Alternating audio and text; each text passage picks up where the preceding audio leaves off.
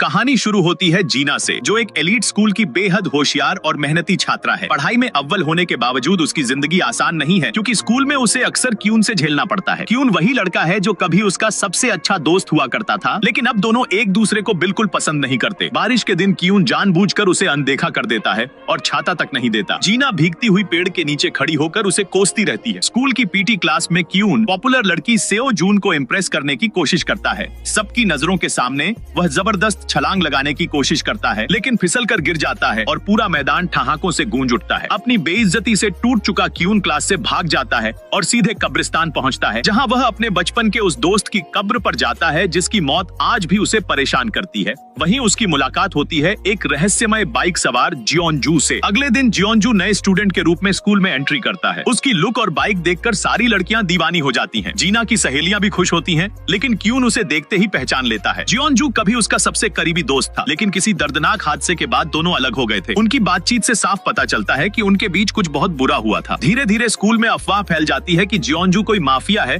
और उसने किसी की हत्या की है। डर के कारण जीना से एक बड़ी गलती हो जाती है और वह गलती से उसकी कुर्सी पर गोंद गिरा देती है। जब जियोनजू आकर बैठता है तो वह उठ नहीं पाता और जोर लगाने पर उसकी पैंट फट जाती है। पूरा क्लास हंस पड़ता है और जीना और भी ज्यादा डर जाती है। घर की आर्थिक हालत खराब होने के कारण जीना पार्ट टाइम जॉब ढूंढने जाती है। जैसे ही वह नौकरी के लिए हाथ उठाती है, क्यून भी बिना सोचे समझे अपना हाथ उठा देता है, बस इसलिए ताकि वह उसके पास रह सके। काम पर दोनों की लगातार बहस होती रहती है। क्यून उसकी टांग खींचता है और जीना उसे बिल्कुल बर्दाश्त नहीं कर पाती। एक दिन जीना की माँ कुछ छात्रों के साथ वहाँ आती है और शर्म के मारे अपनी ही बेटी को पहचानने से इनकार कर देती है। यह बात जीना का दिल तोड़ देती है। उस समय जियोनजू उससे मिलता है और वह उसकी उम्मीद के बिल्कुल उलट एक शांत और समझदार इंसान निकलता है। दोनों के बीच धीरे धीरे एक अलग ही जुड़ाव बनने लगता है। काम करते हुए जीना बार बार क्यून को देखती है। क्यून उसके पास आता है और उसे चिढ़ाते हुए इतना करीब आ जाता है कि जीना घबरा जाती है और उंगली काट लेती है। क्यून उसका जख्म साफ करता है और उसे बचपन की याद दिलाता है, जब उसने पहली बार उसकी चोट पर पट्टी बांधी थी और बदले में जीना ने उसे मासूम सा चुंबन दिया था। दोनों के दिल की धड़कनें तेज हो जाती हैं, लेकिन जीना इसे गलती बताकर वहां से चली जाती है। अगले दिन स्कूल में दोनों के बीच अजीब सा सन्नाटा रहता है। कोई किसी से बात नहीं करता, लेकिन नजरें सब कुछ कह जाती हैं। तभी पता चलता है कि जियोनजू एक छोटे से बार में काम करता है। वहाँ क्यून और जियोनजू आमने सामने आ जाते हैं और झगड़ा इतना बढ़ जाता है कि जियोनजू उसे बेरहमी से पीट देता है। वह क्यून को अपने दोस्त की मौत का जिम्मेदार मानता है, जो समुद्र में डूब गया था। इसी बीच क्यून को स्कूल में एक सुसाइड नोट मिलता है, जिस पर जीना का नाम लिखा होता है। वह घबरा जाता है और उसे लगातार फोन करता है। जवाब न मिलने पर वह उसके घर दौड़ता है और पता चलता है कि जीना छत पर है। क्यून पूरी ताकत से उसे पकड़ लेता है और उसे गिरने से बचा लेता है। बाद में पता चलता है कि वह चिट्ठी किसी और लड़की की थी, लेकिन जीना क्यून के प्यार को महसूस कर लेती है। आखिर में जब सब चिट्ठी की सच्चाई जानने की कोशिश कर रहे होते हैं, तभी स्कूल में हंगामा मच जाता है। सबको लगता है कि किसी ने आत्महत्या कर ली है, लेकिन असल में जियोनजू गुस्से में प्रिंसिपल की कार पर गमला फेंक देता है। यह सब सेओ जून देख लेती है और वीडियो के बदले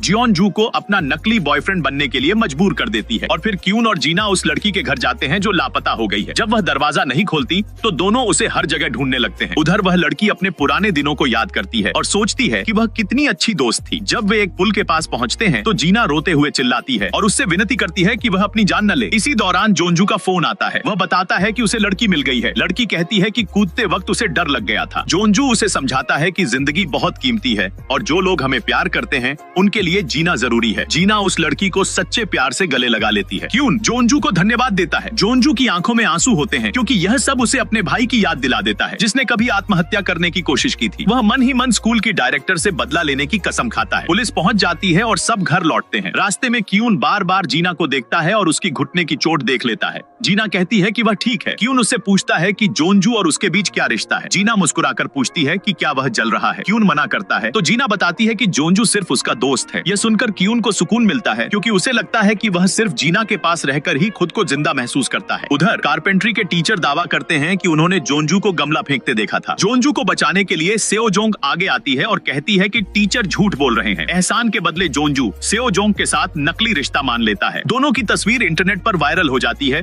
और स्कूल में तरह तरह की बातें होने लगती हैं। सेओ जोंग कारपेंट्री क्लब बनाने का ऐलान करती है और इनाम में पैसे देने की बात करती है। यह सुनते ही जीना और क्यून भी क्लब ज्वाइन कर लेते हैं, जिससे सबको लगने लगता है कि उनके बीच भी कुछ चल रहा है। कुछ दिन बाद एक टीचर को छत पर एक चाबी का छल्ला मिलता है और वह गलती से क्यून को दोषी मानकर उसे स्कूल से निकाल देता है। जीना इसका खुलकर विरोध करती है। जियोनजू को अपराध बोध होता है और सब मिलकर सच्चाई सामने लाते हैं, जिससे क्यून की स्कूल से निकासी रुक जाती है। लेकिन इस तनाव के कारण क्यून के दादा को दिल का दौरा पड़ जाता है और उन्हें अस्पताल में भर्ती कराना पड़ता है। जीना क्यून के साथ अस्पताल जाती है। है। दादा की हालत सुधरती है, लेकिन उन्हें घर बदलना पड़ता है। हैरानी की बात यह होती है कि क्यून उसी घर के ऊपर वाले हिस्से में रहने लगता है जहाँ जीना रहती है। जीना घबरा जाती है कि कहीं उसके माता पिता को उसके दिल की बात समझ न आ जाए। उसके माता पिता कहते हैं कि अब उन्हें भाई बहन की तरह रहना चाहिए, लेकिन जीना बार बार दोहराती है कि वे भाई बहन नहीं है। साथ रहने की वजह से दोनों हर पल एक दूसरे को महसूस करने लगते हैं। जीना कहती है कि किसी को नहीं पता चलना चाहिए कि वे साथ रहते हैं, वरना सब उन्हें कपल समझेंगे। फिर भी क्यून रोज उसे क्लास तक छोड़ने जाता है और हर पल उसके बारे में ही सोचता रहता है। एक दिन जोंजू गलती से जान लेता है कि जीना और क्यून साथ रहते हैं और वह गलतफहमी में पड़ जाता है। इसी बीच सेओ जोंग के साथ उसकी नजदीकियां बढ़ती हैं। एक दिन रेस्टोरेंट में जोंजू की माँ सेओ जोंग को जीना समझ लेती है, जिससे वह बहुत शर्मिंदा हो जाता है। तभी जीना वहाँ पहुँचती है और सेओ जोंग साफ शब्दों में कह देती है कि वह जोंजू की गर्लफ्रेंड है। बाद में जीना एक फोटोग्राफी के काम पर अकेले जाती है,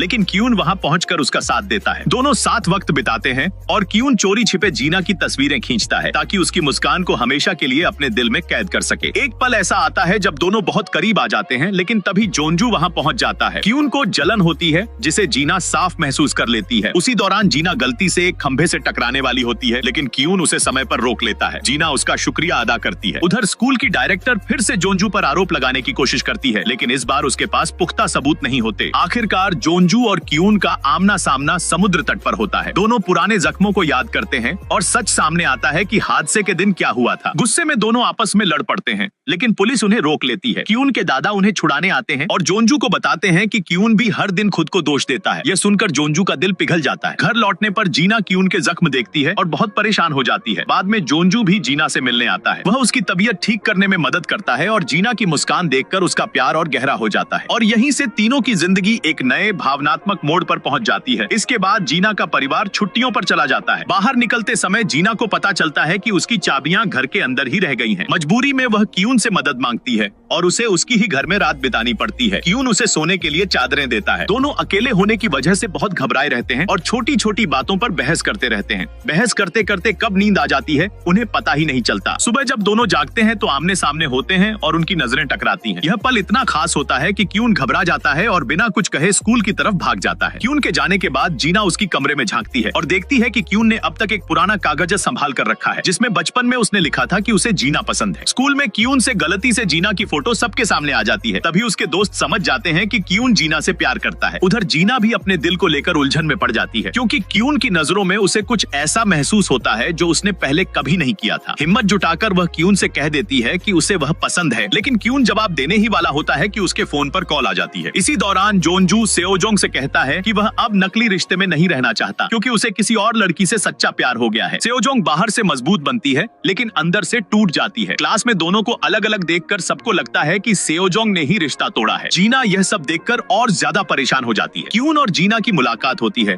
जहाँ क्यून उसकी बाह से प्यार से एक कागज हटा देता है। उस छोटे से स्पर्श से जीना का दिल और तेज धड़कने लगता है। वह क्यून से बचने की कोशिश करती है, लेकिन उसका दिल उसका साथ नहीं देता। इसी बीच जोंजू जीना को सच्चाई बता देता है कि उसका रिश्ता सेओजोंग के साथ झूठा था और वह किसी और से प्यार करता है। वह साफ साफ जीना से कह देता है कि वह उसे पसंद करता है। यह बात क्यून सुन लेता है, लेकिन वह कुछ कहे बिना वहाँ से चला जाता है। अब क्यून के लिए जीना के पास रहना भी मुश्किल हो जाता है। उधर सेओजोंग के साथ एक लड़का बदतमीजी करता है, लेकिन जोंजू उसे रोक देता है। सेओजोंग बाहर से सख्त बनती है, लेकिन बाद में खुद चलकर जोंजू के रेस्टोरेंट पहुंच जाती है। वहाँ वह मान लेती है कि वह उसके लिए परेशान थी, जिससे जोंजू चौंक जाता है। इसके बाद जोंजू जीना के साथ चांदनी रात में टहलता है। जीना ईमानदारी से कह देती है कि वह उसके लिए वही महसूस नहीं करती जो वह करता है। जोंजू इसे स्वीकार कर लेता है और दोनों दोस्त बने रहने का फैसला करते हैं। क्यून अपने दिल की उलझन अपनी बॉस से शेयर करता है। वह उसे समझाती है कि क्यून और जीना एक दूसरे से बहुत पहले ही प्यार कर बैठे थे। यह बात क्यून को अंदर तक झकझोर देती है। वह बिना देर किए जीना के पास जाता है और अपने दिल की बात कह देता है। वह उससे कहता है कि वह उससे प्यार करता है और वही उसकी जिंदगी है। जीना भी अपने प्यार का इजहार कर देती है। दोनों तय करते हैं कि फिलहाल अपना रिश्ता सबसे छुपा कर रखेंगे, लेकिन स्कूल में उनकी नजरों का मिलना सबको शक में डाल देता है। जीना जरूरत से ज्यादा इनकार कर देती है, जिससे बाद में खुद ही शर्मिंदा हो जाती है। एक दिन खेल के दौरान क्यून गिर जाता है और जीना बिना सोचे उसके पास दौड़ जाती है। सबको समझ आ जाता है कि दोनों के बीच कुछ खास है। रात को पुल पर दोनों अपनी पहली सच्ची मुलाकात पर जाते हैं। ठंडी हवा में एक चादर ओढ़े वे अपने बचपन की गलतफहमियां साफ करते हैं। जीना बताती है कि उसने कभी क्यून से नफरत नहीं की थी, बल्कि उसे गलत बात सुनकर ठेस पहुंची थी। क्यून उसका हाथ थाम लेता है और उसे यकीन दिलाता है कि वह उसके लिए बहुत खास है। अगले दिन स्कूल में कुछ छात्र आ जाते हैं और जीना डर के मारे दूरी बना लेती है। क्यून पूछता है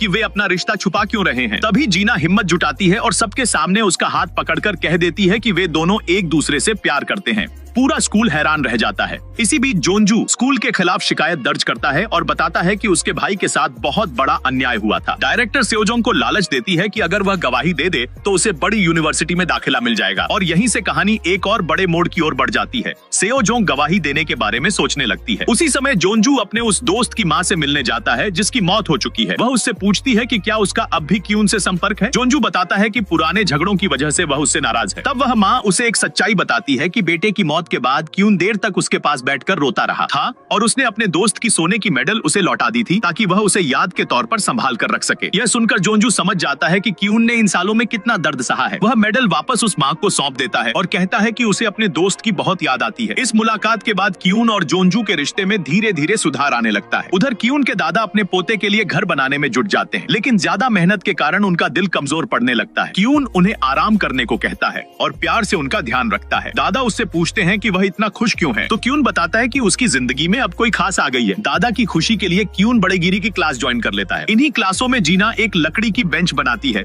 जिसे पार्क में रखा जाता है। वहाँ एक बच्चा खेलते खेलते उस बेंच पर चढ़ता है, लेकिन बेंच टूट जाती है और बच्चा रोने लगता है। जीना खुद को दोषी मानकर बहुत उदास हो जाती है। तब क्यून के दादा उसे समझाते हैं और कहते हैं कि वह एक बेहद खास लड़की है और उसे कभी अपने सपनों के लिए लड़ना नहीं छोड़ना चाहिए। इससे जीना को नया हौसला मिलता है। एक शाम जीना क्यून के घर जाती है जहाँ वह अकेला होता है। वह माहौल को खुशनुमा बनाने की कोशिश करती है, लेकिन तभी दरवाजे पर कोई दस्तक देता है। गलतफहमी में जीना छुप जाती है। बाद में वह मजेदार हालत में फंस जाती है और क्यून उसकी मदद करता है। दोनों अपनी नादानी पर हंस पड़ते हैं। तब एक फोन कॉल आता है। क्यून के दादा को दिल का दौरा पड़ा है। दोनों भागकर अस्पताल पहुंचते हैं, लेकिन दुर्भाग्य से दादा दुनिया छोड़ जाते हैं। इस सदमे से क्यून टूट जाता है। वह स्कूल आना बंद कर देता है और खुद को सबसे दूर कर लेता है। जीना बार बार उससे संपर्क करने की कोशिश करती है, लेकिन वह किसी से बात नहीं करता। इसी दौरान जोंजू को पता चलता है कि उसकी माँ स्कूल के खिलाफ केस वापस लेना चाहती है। गुस्से में वह घर छोड़ देता है और क्यून के पास पहुंचता है। वह उसका साथ देता है, उसके लिए खाना बनाता है और उसे अकेला नहीं छोड़ता। धीरे धीरे क्यून अंधेरे से बाहर आने लगता है। कुछ दिनों बाद क्यून बाहर निकलता है और जीना से मिलता है। जीना भावुक होकर कहती है कि वह हमेशा उसकी ताकत बनेगी और उसे कभी अकेला नहीं छोड़ेगी। उधर सेओजोंग गवाही देने से मना कर देती है, जिससे डायरेक्टर नाराज हो जाती है।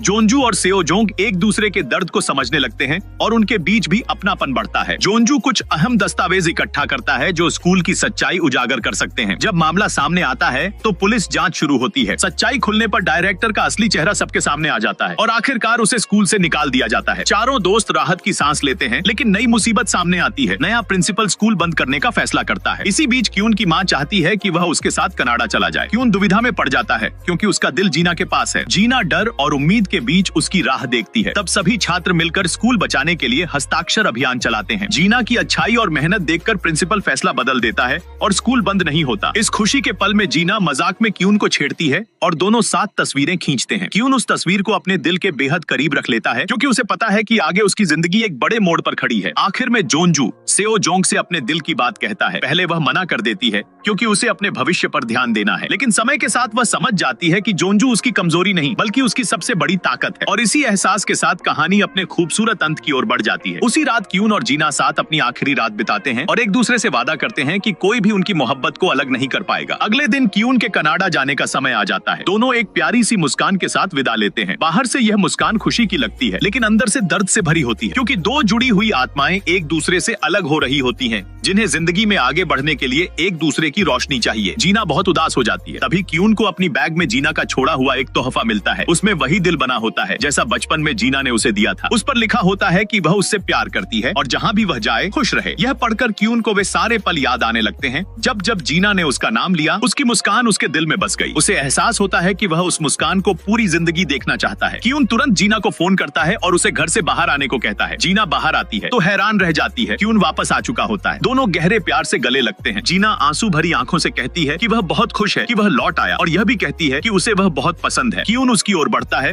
और दोनों एक दूसरे के करीब आकर अपने एहसासों को खामोशी से बांट लेते हैं। इसके बाद स्कूल दोबारा खुलता है। योंजू को क्यून के साथ काम मिल जाता है, लेकिन वह ज्यादा देर नहीं रुक पाता क्योंकि उसकी मुलाकात एक प्यारी लड़की से तय होती है जो सेओ योन होती है। वह कबूल करती है कि उसने उसे शुरू से ही चाहा था। ठंड लगने पर योंजू उसका हाथ अपने कोट की जेब में थाम लेता है और इसी पल से दोनों एक दूसरे के हो जाते हैं। उधर जीना अपना सपना पूरा कर लेती है और बड़ेगिरी की नौकरी हासिल कर लेती है। काम मुश्किल और थकाने वाला होता है, लेकिन दिन के अंत में वह खुश होती है क्योंकि क्यून हमेशा उसका इंतजार कर रहा होता है और प्यार से कहता है कि वह उससे बहुत प्यार करता है। इसी सच्चे प्यार के साथ वे अपनी क्लास के साथ ग्रेजुएट होते हैं और एक ऐसे भविष्य की ओर बढ़ते हैं जहां मुश्किलें जरूर होंगी, लेकिन उनकी अटूट मोहब्बत, उनकी सच्ची मुस्कानों से जन्मी, उन्हें कभी अलग नहीं होने देगी। इस एहसास के साथ वे अपने अनंत प्यार पर मुहर लगाते हैं और खुशहाल भविष्य की ओर कदम बढ़ाते हैं। और अगर आपको ये वीडियो पसंद आया हो तो चैनल को सब्सक्राइब कीजिए, बेल आइकन दबाइए ताकि कोई भी वीडियो मिस ना हो। यहाँ आपको और भी वीडियो मिलेंगे जो आपको जरूर पसंद आएंगे। आपका बहुत बहुत धन्यवाद, फिर मिलेंगे।